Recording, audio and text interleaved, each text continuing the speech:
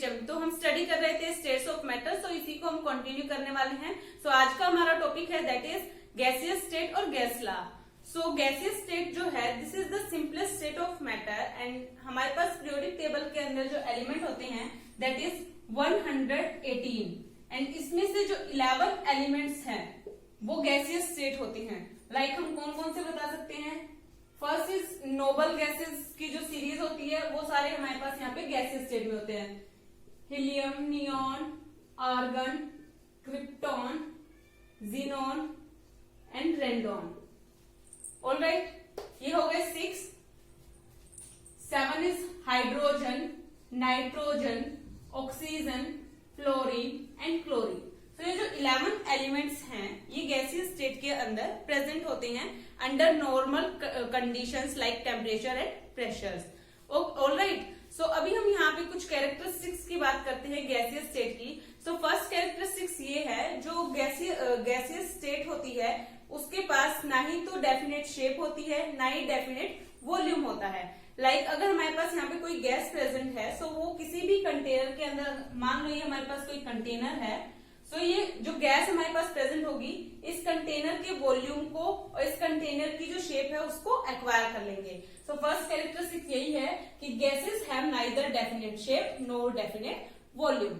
Alright, second is that कि जो gases हैं उनकी डेंसिटी लो होती है as compare to solids and liquids, क्योंकि सॉलिड्स के अंदर जो पार्टिकल्स हैं वो क्लोजली पैक्ड होती हैं बट गैसेस के अंदर क्या होता है कि जो मॉलिक्यूल्स है वो दूर दूर प्रेजेंट होते हैं, इसी वजह से इनकी जो डेंसिटी है वो लो होती है। Okay, and third is that कि जो गैसेस है वो हाईली कंप्रेसिबल है। लाइक अगर हमको उस गैसेस को किसी कंटेनर के अंदर अगर फिट करना है तो उनको हम कंप्रेस करके किसी भी सिलेंडर के अंदर फिल कर सकते हैं and exert pressure in all direction, और जो प्रेशर अप्लाई होगा वो ऑल डायरेक्शन में सेम होगा। Okay, so fourth is that they have high diffusibility, मतलब जो गैसेस है उनको हमको इंटरमिक्स करने के लिए कोई मैकेनिकल प्रोसेस की जरूरत नहीं होती, वो इजिली मिक्स हो जाती हैं वो अदर गैसेस के साथ। Okay, so fifth is that on heating they expand appreciably, मतलब जब हम गैसेस को हीट करते हैं तो ये एकदम से बहुत ज्यादा एनर्जी के साथ एक्सपेंड होंगी, बाहर की तरफ निकलेंगी। ऑलराइट, सो ये थी कैरेक्टरिस्टिक्स गैसेस की। सो अभी हम स्टडी करते हैं gas law.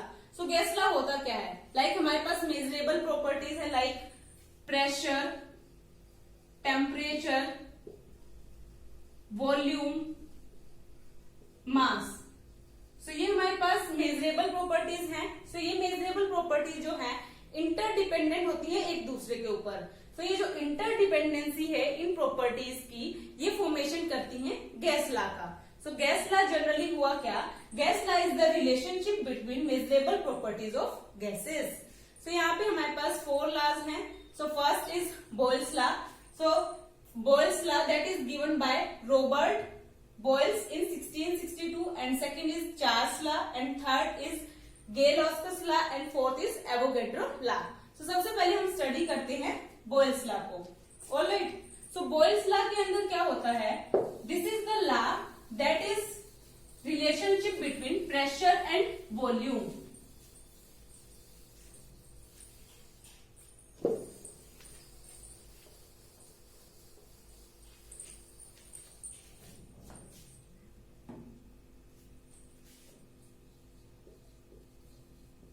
Boyle's law. So this is the pressure volume relationship.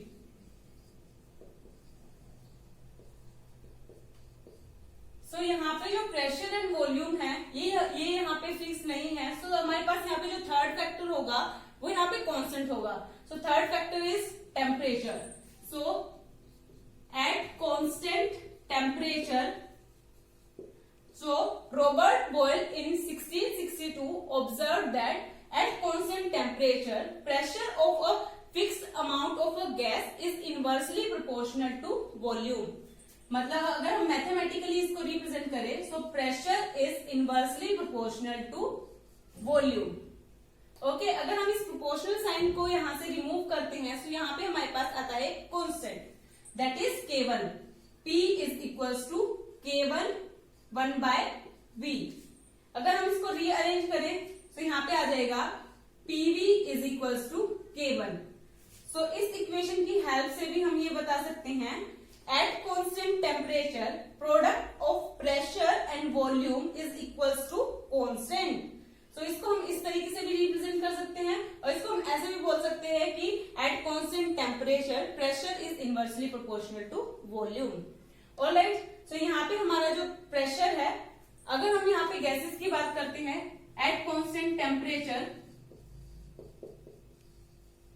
हमारे पास प्रेशर फर्स्ट है P1 एंड यहाँ पे जो वॉल्यूम है दैट इज V1।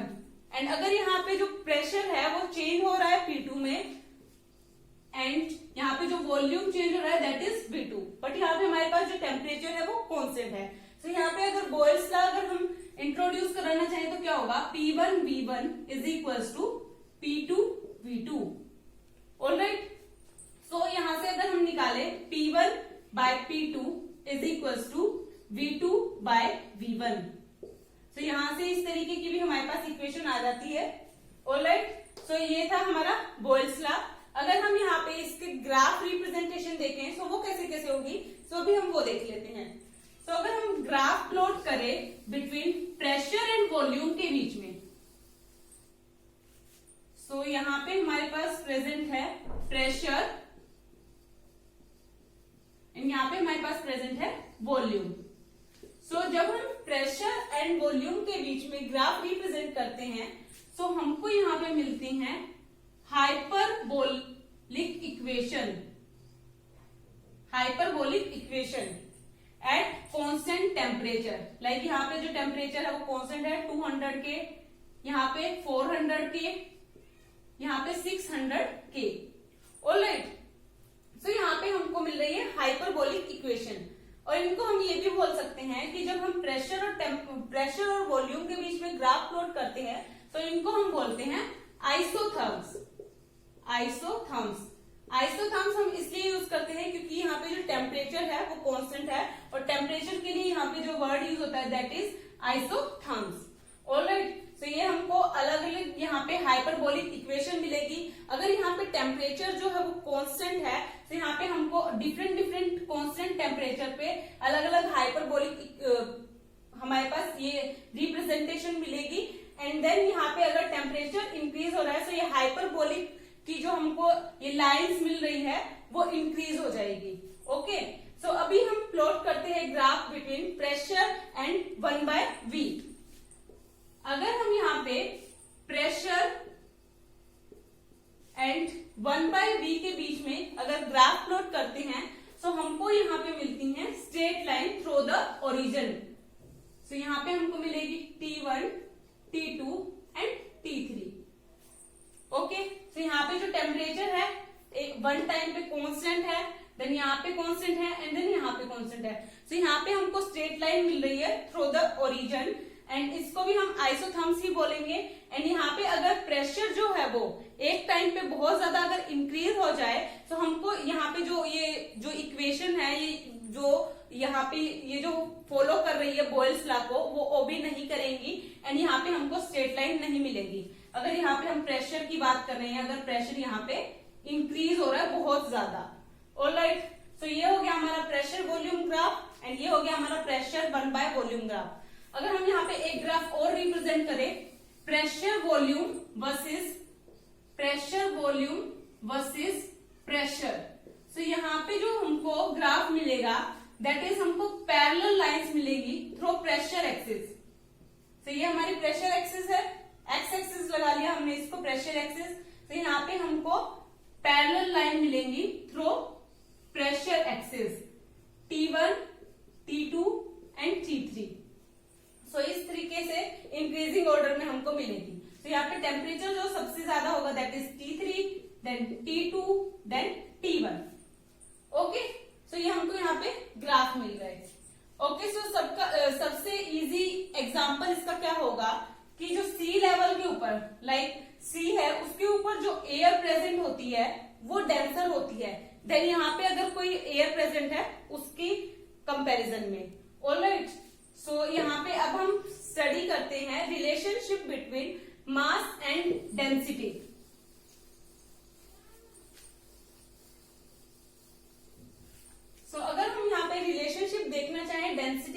बीच में। सो क्या होगा, density is mass by volume is equals to density, ये हमारे पास प्रेजेंट होता है। तो यहां से हम v की वैल्यू निकाल लेते हैं। So v is equals to m by d, और यहाँ पे हमको v पता है क्या होता है, यहां से हम v की वैल्यू निकाल सकते हैं easily. So v is equals to from this equation k1 by p, k1 by p। So यहाँ पे हम v की वैल्यू पुट अप कर देते हैं। So k1 by p is equals to m by d। Alright, so अभी हम इसको इस इक्वेशन को रीअरेंज कर लेते हैं। सो यहाँ पे हमारे पास इक्वेशन आ जाएगी m1 by k, m1 by k, ये डेंसिटी जो है ऊपर चली जाएगी एंड ये प्रेशर जो है इधर चला जाएगा। सो m1 बाय k एंड यहाँ पे आ जाएगा प्रेशर एंड इक्वल में यहाँ पे चल जाएगा density. So that is equals to density. So m1 by k, m1 जो है वो मास है एंड k1 यहाँ पे हमारे पास कांस्टेंट था। तो ये दोनों टर्म जो है कांस्टेंट है, यहाँ पे हमने लिख दिया इसको k dash p is equals to d। So from this equation हम ये बोल सकते हैं कि जो प्रेशर है वो डायरेक्टली प्रोपोर्शनल है डेंसिटी के।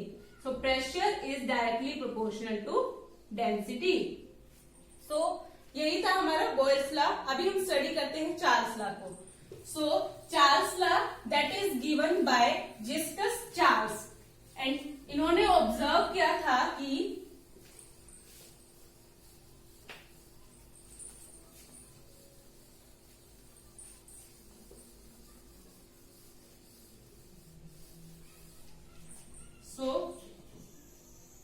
चार्ल्स लॉ, सो इन्होंने ये ऑब्जर्व किया था कि ये जो रिलेशनशिप है that is between temperature and volume relationship. So यहाँ पे जो थर्ड फैक्टर होगा दैट इज प्रेशर। सो यहाँ पे जो प्रेशर है वो कांस्टेंट होगा। At constant pressure the volume of a given amount of a fixed mass of a gas is increases or decreases by 1 by 273 of its volume at 0 degree Celsius for each degree of fall or rise in temperature। तो यहाँ पे क्या होगा, अगर हमारे पास किसी भी volume of amount of gas हमारे पास प्रेजेंट है वो इंक्रीज या फिर डिक्रीज होगी 1/273, और यहाँ पे जो टेम्परेचर है वो 1 डिग्री की तरह से फॉल हो रहा है या फिर इंक्रीज हो रहा है। ठीक है, तो यहाँ पे हमारे पास जो इक्वेशन आएगी that is Vt is equals to V0 1 plus T divided by 273.15। यहाँ पे इन जनरल हमने लिया है 1/273, यहाँ पे होता है 273.15। अब हम क्या करेंगे, इसका एलसीएम ले लेंगे। So Vt is equals to V0 273.15 plus T divided by 273.15। Alright, so अगर हमारे पास यहाँ पे 0 डिग्री सेल्सियस टेम्परेचर है तो इसको हम रिप्रेजेंट करते हैं V0 से। अगर यहाँ पे T डिग्री सेल्सियस टेम्परेचर है तो इसको हम रिप्रेजेंट करते हैं Vt से। ऑलराइट, अगर हम यहाँ पे 0 डिग्री सेल्सियस की बात करते हैं so 273.15 plus T that is equals to capital T0। अगर हम यहाँ पे बात करें कि हमारे पास टेम्परेचर है 0 डिग्री सेल्सियस, सो यहाँ पे अगर हमारे पास प्रेजेंट है 273.15 डिग्री केल्विन। ओके, तो यहाँ से हम क्या शो कर रहे हैं कि अगर हमारे पास सेल्सियस स्केल के अंदर 0 डिग्री सेल्सियस टेम्परेचर है तो हमारे केल्विन स्केल के ऊपर जो टेम्परेचर होगा दैट इज 273.15। सो ये जो दोनों टेम्परेचर है वो इक्वल हैं ऑन डिफरेंट स्केल, और यहाँ पे जो ये हमको स्केल रिप्रेजेंट कर रहा है दैट इज केल्विन स्केल, या फिर हम बोल सकते हैं थर्मोडायनेमिक स्केल या फिर absolute zero temperature scale. Okay, तो यहाँ पे जो टेम्परेचर है वो इस तरीके से हम शो कर सकते हैं। 0 डिग्री सेल्सियस जो है वो इक्वल होता है 273.15 केल्विन। तो अब क्या करेंगे, ये जो 273.15 प्लस T है इसको हम रिप्लेस कर देंगे T0 से and 273.15 that is replace by TT and इस 273.15 को हम रिप्लेस कर देंगे टी नोट से। सो इस इक्वेशन को, ये जो हमारी फर्स्ट इक्वेशन है, इसको हम रिप्लेस कर देंगे। सो यहाँ पे हमारे पास इक्वेशन आएगी Vt is equal to V nought Tt divided by T nought. So इसको अब हम जनरली सॉल्व कर लेते हैं। तो यहाँ पे हमारे पास आ जाएगा Vt divided by V naught is equal to Tt divided by T naught. अगर हम इन जनरल बात करें तो इसको हम V2 डिवाइडेड बाय V1 लिख सकते हैं। तो इसको हम जनरल क्या लिखेंगे, V2 divided by V1 is equal to T2 divided by T1। Okay, अगर हम इसको और इन जनरल लिखना चाहें तो क्या होगा, T2 डिवाइड T2, ये T2 है इधर, डिवाइडेड बाय V2, एंड यहाँ पे जो T1 है ये इधर चला जाएगा इस तरीके से। ठीक है, सो यहाँ पे आ जाएगा हमारे पास T1 डिवाइडेड बाय V1, मतलब यहाँ पे टेम्परेचर डिवाइडेड बाय वॉल्यूम, इस तरीके से हमारे पास आ रहा है। So T divided by V, in general हम लिख सकते हैं T divided by V that is equal to constant. ठीक है, सो अब यहाँ से क्या आ सकता है, ये जो V है ये इस तरफ चला जाएगा। सो इस तरफ जाएगा तो हमारे पास इक्वेशन आएगी T is equal to K2V। So from, ये हमारी होगी इक्वेशन नंबर 2। फ्रॉम इक्वेशन 2 हम क्या बोल सकते हैं, जो टेम्परेचर है that is directly proportional to volume. अगर यहाँ पे टेम्परेचर जो है इंक्रीज होगा या फिर डिक्रीज होगा, तो यहाँ पे जो वॉल्यूम है वो भी इंक्रीज या फिर डिक्रीज होगा। ठीक है, सो हमारा सेकंड लॉ दैट इज, यहाँ पे हमारे पास इक्वेशन आई T is equal to K2V। ये हमारे पास आई सेकंड इक्वेशन, एंड हमारे पास फर्स्ट इक्वेशन है Vt is equal to V nought 273.15 plus T 273.15। Okay, तो अभी हम क्या करेंगे कि ये जो हमारे पास फर्स्ट इक्वेशन है, इसके अंदर अगर हम टेम्परेचर को पुट कर दे -273.15, ये जो हमारे पास इक्वेशन फर्स्ट है इसके अंदर हम पुट कर दें टेम्परेचर को -273.15। तो यहाँ पे क्या होगा, अगर हम यहाँ पे -273 पुट करेंगे तो जो 273 है यहाँ पे माइनस का आएगा, तो ये कैंसिल आउट हो जाएगा। तो यहाँ पे हमारी वैल्यू आ जाएगी 0। तो यहाँ पे ये 0 से मल्टीप्लाई हो रहा है, तो यहाँ पे भी आ जाएगा 0। तो यहाँ से हमारी वॉल्यूम की जो वैल्यू आएगी दैट इज 0। सो वॉल्यूम की जो वैल्यू आएगी 0, मतलब यहाँ पे कोई भी गैस जो है वो एग्जिस्ट नहीं कर रही है, मतलब यहाँ पे जो मॉलिक्यूल है वो एक्सपेंड हो चुके हैं, यहाँ पे मॉलिक्यूल्स प्रेजेंट नहीं है। अगर हम इससे भी नीचे अगर टेम्परेचर की बात करें, मान लो इससे भी नीचे हमने अगर कोई टेम्परेचर ले लिया, तो हमारी जो वैल्यू आएगी वो नेगेटिव में आएगी, मतलब हमारे पास यहाँ पे कोई भी मीनिंगलेस वैल्यू नहीं आ रही है, तो उसको हम नेग्लेक्ट कर देंगे। ऑलराइट, सो अभी हम ड्रॉ करते हैं यहाँ पे ग्राफ। सो ग्राफ रिप्रेजेंटेशन, सो ग्राफ अगर हम प्लॉट करते हैं बिटवीन टेम्परेचर एंड वॉल्यूम, यहाँ पे हमारे पास प्रेजेंट है टेम्परेचर एंड यहाँ पे हमारे पास प्रेजेंट है वॉल्यूम। तो यहाँ पे हमारे पास फिक्स है प्रेशर, तो यहाँ पे हमको स्ट्रेट लाइन जो है वो ऑब्जर्व होंगी, लाइक स्ट्रेट लाइन हमको ऑब्जर्व होंगी, एंड यहाँ पे अबव हमको मिलेगा P1, then P2 and then P3 and P4। Alright, और इनको हम बोलेंगे आइसोबार्स। ये जो हमको स्ट्रेट लाइन मिल रही है इसको हम बोलेंगे आइसोबार, बिकॉज यहाँ पे जो प्रेशर है वो कांस्टेंट है और प्रेशर के लिए हम यूज करते हैं बार वर्ड, सो इसीलिए isobars. And P1 is greater than P2, less than P3, less than P4। Alright, अगर हम इसी को, अगर ये जो हमारे पास लाइंस मिल रही है इसको अगर हम एक्सटेंड करें 0 की तरफ, तो हमको यहाँ पे मिलेगा एक्सटेंडेड ग्राफ। यहाँ पे हम 0 हो गया हमारे पास 0, 200, 300, यहाँ पे हो गया हमारे पास -273। ये जो हमारे पास लाइन मिलेगी यहाँ पे आ जाएगा -273 केल्विन। ऑलराइट, सो यहाँ पे भी इसी तरीके से 200, 300। सो जो हमको यहाँ पे ग्राफ देखने को मिलेगा दैट इज, यहाँ पे हमको ये इंटरसेप्ट देखने को मिलेगा। अलग अलग प्रेशर के ऊपर हमको अलग अलग यहाँ पे इंटरसेप्ट देखने को मिलेगा। तो यहाँ पे हमने जो है एक एक्सिस जो है वो फिक्स कर दी है, that is 0 degree Celsius. And यहाँ पे जब हम इसको एक्सटेंड कर रहे हैं तो हमको यहाँ पे डिफरेंट डिफरेंट इंटरसेप्ट्स मिलेंगे। ऑलराइट, सो ये था graph representation for Charles law. And ये जो है चार्ल्स लॉ को ओबे करते हैं। लाइक अगर यहाँ पे हम बात करें कि जो टेम्परेचर है वो ज्यादा हो और प्रेशर जो है वो कम हो, सो यहाँ पे हमारे पास जितनी भी गैसेस प्रेजेंट थी वो ओबे करेंगी चार्ल्स लॉ को। ऑलराइट, अगर हम इसका जो सिग्निफिकेंस की बात करें तो वो क्या होगा, सिग्निफिकेंस की बात करें तो सिग्निफिकेंस ये होगा,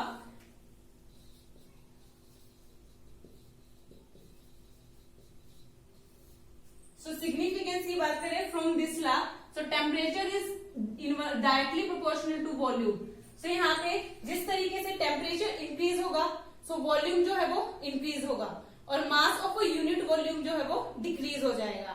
लाइक अगर हम यहाँ पे एयर बैलून की बात करते हैं, सो एयर बैलून के अंदर अगर हम हीट जो है वो जनरेट करते हैं, सो जो वॉल्यूम है बैलून का वो इंक्रीज हो जाता है at comparison to cooled air. Cooled air के अंदर जो है जो वॉल्यूम है वो इंक्रीज नहीं हो पाता, मतलब वहां पे जो टेम्परेचर है वो भी इंक्रीज नहीं हो रहा, सो वहां पे वॉल्यूम जो है वो भी इंक्रीज नहीं हो रहा। सो यही था चार्ल्स लॉ का सिग्निफिकेंस। सो अब हम मूव करते हैं third law, that is Gay Lussac's law. Gay Lussac's law, so that is between pressure temperature relationship।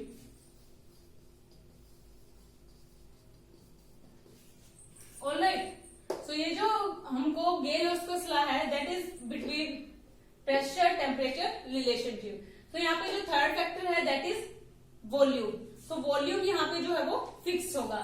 Like अगर हम यहाँ पे बात करें, वॉल्यूम हमारे पास फिक्स है एट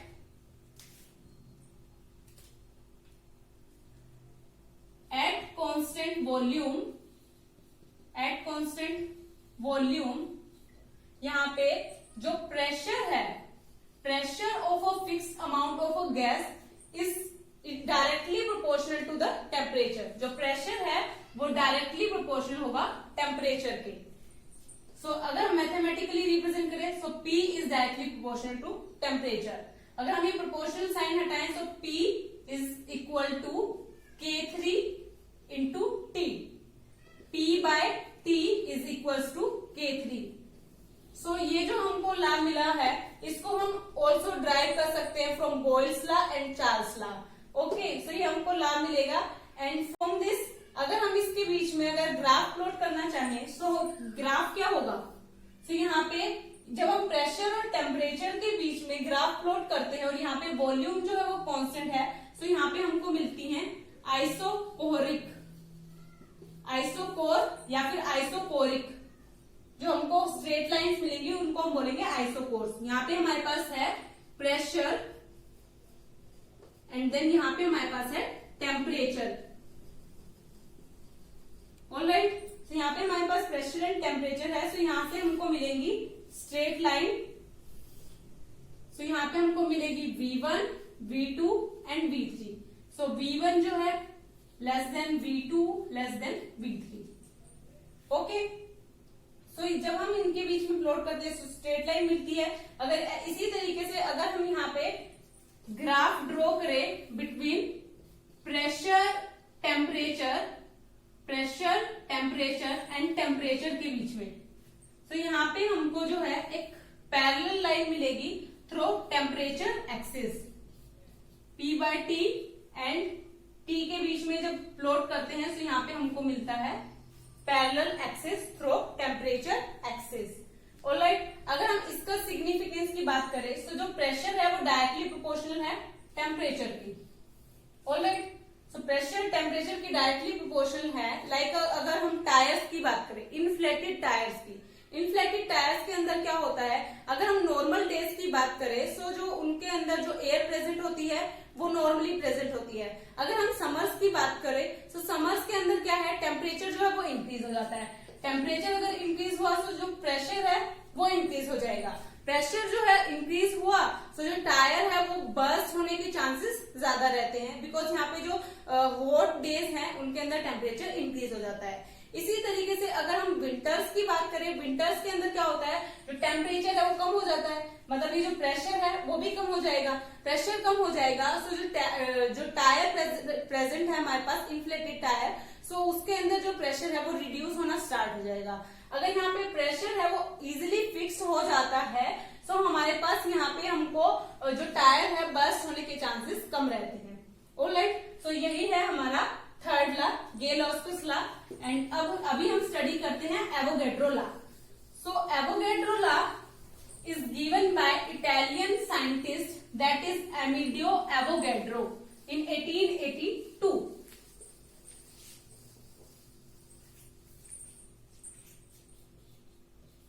Avogadro लॉ। सो एवोगैड्रो लॉ के अंदर क्या है, ये जो है रिलेशनशिप है बिटवीन वॉल्यूम रिलेशनशिप। सो यहाँ पे बाकी जो फैक्टर होंगे, that is under normal conditions of pressure, temperature and volume. Like pressure and temperature यहाँ पे हमारे पास कांस्टेंट होंगे। Pressure and temperature is constant and a given volume of a given mass of a gas is directly proportional to the number of moles of molecule. मतलब volume is directly proportional to n. n is number of moles and Na is Avogadro number. Avogadro number. So यहाँ पे हमारे पास आ जाएगा V is equals to K4 n and n is number of moles, number of moles। अगर हम moles में बात कर रहे हैं तो यहाँ पे हमारे पास ये किस तरीके से रिप्रेजेंट होगा, मास किसी भी सब्जेक्ट का and divided by molar mass, that is represent by small m and molar mass is represent by capital M। सो अभी हम क्या करेंगे, यहाँ पे वॉल्यूम हमारे पास प्रेजेंट है, तो यहाँ पे हम n की वैल्यू पुट कर देंगे। सो K4 m divided by capital M। अगर हम इस इक्वेशन को रीअरेंज करें तो हमारे पास क्या आ जाएगा, ये m जो है इधर चला जाए, m is equal to K4 and यहाँ पे हमारे पास m प्रेजेंट है और v आ जाए। So m by v, mass by volume, that is equal to density, ये हमको पता है, m is equal to K4d। तो यहां से हम क्या रिप्रेजेंट कर सकते हैं, जो मोलर मास है that is directly proportional to d, मतलब यहाँ पे m is directly proportional to density, because ये K4 है that is constant. So molar mass of a gas is directly proportional to density of gas. Alright, so यही है हमारा fourth law, volume of a given amount of a gas is directly proportional to number of moles of mass. And यहाँ पे जो Avogadro number है that is equal to 6.022 into 10 to power 23। Alright, so यही थे हमारे last gaseous loss. Hope ये आपको समझ आए होंगे। अगर यहाँ पे कोई भी डाउट प्रेजेंट है तो आप कमेंट बॉक्स में कमेंट कर सकते हैं। Thanks for watching this video. Hit the like button, share with your friends and subscribe to my channel. Thank you so much.